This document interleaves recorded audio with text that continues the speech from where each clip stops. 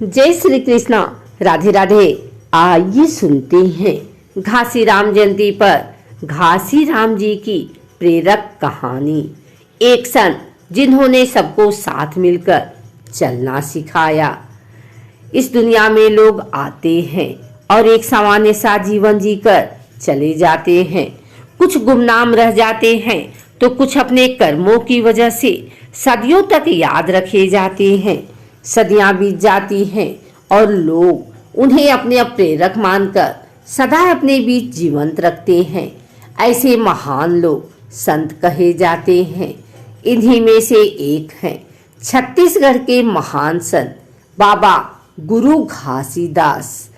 आज से 264 साल पहले यानी सन 1756 में आज ही के दिन रायपुर से लगे बलौदा बाजार जिले के ग्राम गिरौदपुरी में महागुदास जी और माता अमरौतीन के यहाँ गुरु घासीदास जी का अवतरण हुआ था। उन्हें सतनामी समाज का प्रवर्तक माना जाता है। कहा जाता है कि बाबा गुरु घासीदास बचपन से ही दिव्य व्यक्तित्व वाले थे। उन्होंने कभी किसी गुरु से शिक्षा नहीं ली, वरन नैसर्गिक तौर पर उन्हें विद्वता हासिल थी। जब तब ध्यान और सत्कर्मों के साथ उन्होंने लोगों के समक्ष एक दिव्य गुरु के रूप में खुद को स्थापित किया। उनके समकालीन लाखों लोग उनके अनुयायी बने और आज भी उन्हें वंशज गुरु घासीदास बाबा के बताए रास्ते पर ही चलते हैं। गुरु घासीदास जी ने भंडारपुरी को अपना तप स्थल बनाया। आज भी उनके वंशज यहीं रहते हैं।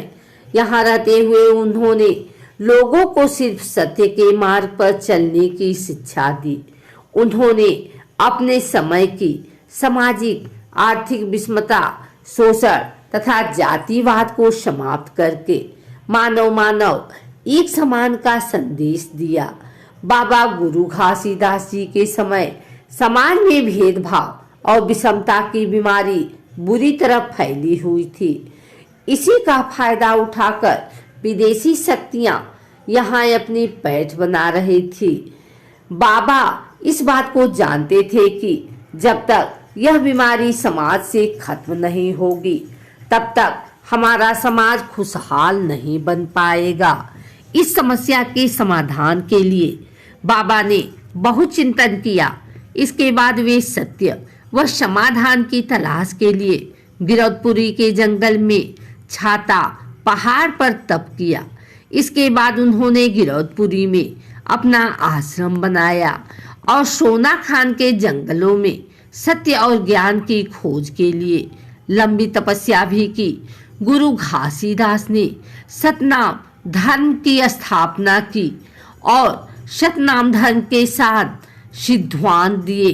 गुरु घासीदास उन सभी का विरोध करते थे जो स्वयं को शक्तिशाली बताकर दूसरों का शोषण किया करते थे। उन्होंने जब तब के बल पर ऐसी शक्तियां हासिल की जिनसे उनका आभा मंडल पंखड़ियों और दंभियों को स्वतः ही सुधार देता है। उन्होंने शहर में आने वाले हर एक व्यक्ति का कल्याण होता था। कोई कितना भी दंगी हो, घमंडी हो या अपनी शक्ति के नशे में चूर हो, बाबा का दर्शन पाते ही उसकी आत्मा चेतना जाग उठती है। यह सब आंतरिक शक्तियां गुरु घासीदास जी को नैसर्गिक रूप से मिली थी। प्राणी पशुओं के साथ उनका स्नेह और प्रेम अटूट था। बाबा गुरु घासीदास सन 1850 तक लोगों के बीच सक्रिय रहे। इसके बाद उन्होंने किसी ने नहीं देखा। कहा जाता है बाबा अंतर ध्यान हो गए।